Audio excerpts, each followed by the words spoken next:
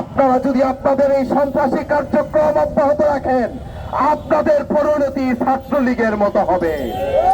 আপনারা যদি আপনাদের এই সন্ত্রাসী কার্যক্রম অব্যাহত রাখেন, আপনাদের অবস্থান দিল্লি অথবা লন্ডনে হবে।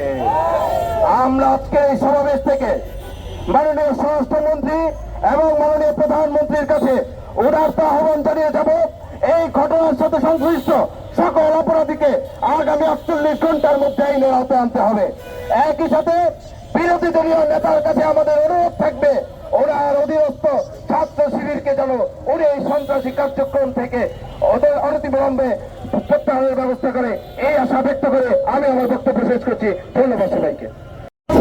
আধিপত্য বিস্তারকে কেন্দ্র করে ছাত্র দল এবং ছাত্র শিবির একে অপরের মধ্যে মারামারিতে লিপ্ত হচ্ছে। তারা শিক্ষার পরিবেশকে নষ্ট করছে, তারা শিক্ষার্থীদের মধ্যে ভীতি সঞ্চার করছে, তারা ক্যাম্পাসে যে একটি সহাবস্থান ছিল সেটাকে ধূলিসাৎ করে দিয়েছে।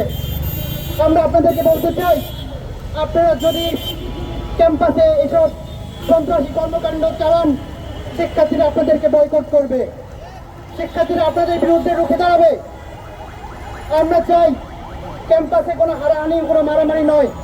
ক্যাম্পাসে ছাত্র নেতৃবৃন্দদের মধ্যে, ছাত্র সংগঠনগুলোর মধ্যে প্রতিযোগিতা হবে, ভালো কাজের প্রতিযোগিতা হবে, ছাত্রদের জন্য কিছু করার প্রতিযোগিতা হবে, ছাত্রদের কল্যাণের প্রতিযোগিতা হবে। কিন্তু আপনারা নিজেদের আধিপত্যকে ধরে রাখার জন্য, ক্যাম্পাসে আধিপত্য বিস্তার করার জন্য কারো পা কেটে ফেলছেন, কারো বুকে ছুরি ঢুকাচ্ছেন।